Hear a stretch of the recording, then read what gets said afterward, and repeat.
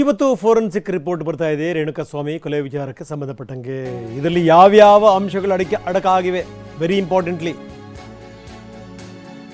ಇದು ಇನ್ನಷ್ಟು ಏನಾದರೂ ಉರುಳಾಗುತ್ತಾ ದರ್ಶನ್ ಮತ್ತು ದರ್ಶನ್ ಸಂಗಡಿಗರಿಗೆ?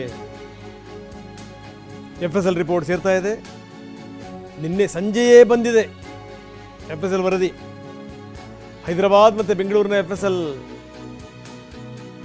ಕೇಂದ್ರ ಏನಿತ್ತು ಅಲ್ಲಿಂದ ಬಂದಿರುವಂಥದ್ದು ಇಮೇಲ್ ಮುಖಾಂತರ ಬೆಂಗಳೂರು ಪೊಲೀಸರು ವರದಿ ಪಡ್ಕೊಂಡಿದ್ದಾರೆ. ಇಮೇಲ್ ಮುಖಾಂತರ ಎಲ್ಲ ವಿವರಗಳು ಬಂದಿದೆ. ಪಟ್ಟಣಗೆರೆ ಶೆಡ್ನ CCTV ಕ್ಯಾಮ್ರಾಗಳ ಫುಟೇಜ್, ಅದಕ್ಕೆ ಸಂಬಂಧಪಟ್ಟಂಗೆ FSL ರಿಪೋರ್ಟ್ ಏನೇನಿದೆ. 6 FSL ರಿಪೋರ್ಟ್ಗಳು. ನಂಬರ್ 2, ಕೊಲೆ ನಡೆದ ಸ್ಥಳದಲ್ಲಿರುವಂಥ ಫಿಂಗರ್ ಪ್ರಿಂಟ್ಗಳು, ಅಲ್ಲಿದ್ದಂಥ ಕಾರ್ಗಳಾಗಿರ್ಬೋದು, ಅಲ್ಲಿದ್ದಂಥ ಗೇಟ್ಗಳಾಗಿರ್ಬೋದು, ಇದೆಲ್ಲದರ ಬಗ್ಗೆ ಫಿಂಗರ್ ಪ್ರಿಂಟ್.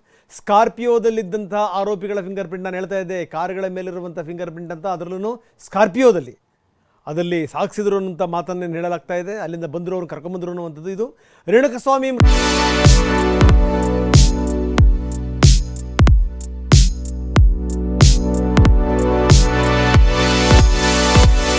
ಮೃತದೇಹ ಸಾಗಿಸಿದ್ದಂಥ ಸ್ಕಾರ್ಪಿಯೋ ಕಾರು.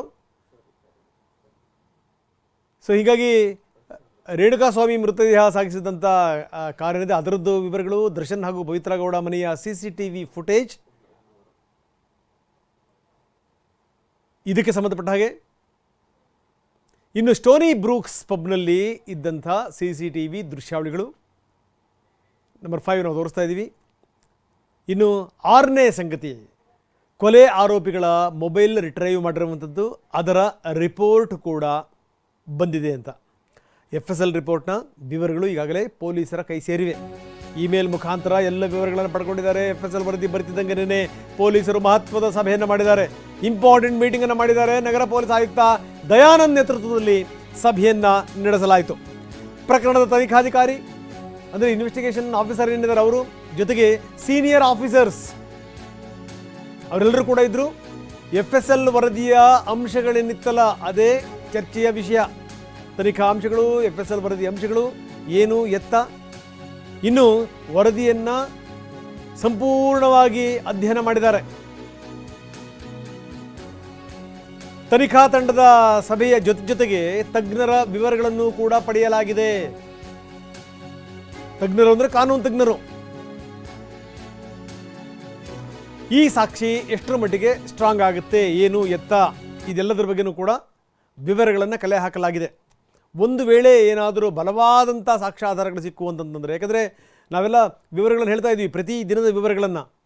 ದರ್ಶನ್ ಅವನಿಗೆ ಒಂದೇಟು ಹೊಡೆದಿದ್ದು ಆಯಿತು, ಅದಾದಮೇಲೆ ಏನಂದರೆ ಹೊರಟರು, ಇವನಿಗೆ ದುಡ್ಡು ಕೊಟ್ಬಿಟ್ಟು ಊಟ ಮಾಡಿಸಿ ಬಸ್ ಹತ್ಸ್ರಿ ಅಂತ ಹೇಳ್ಬಿಟ್ಟು ಹೊರಟರು.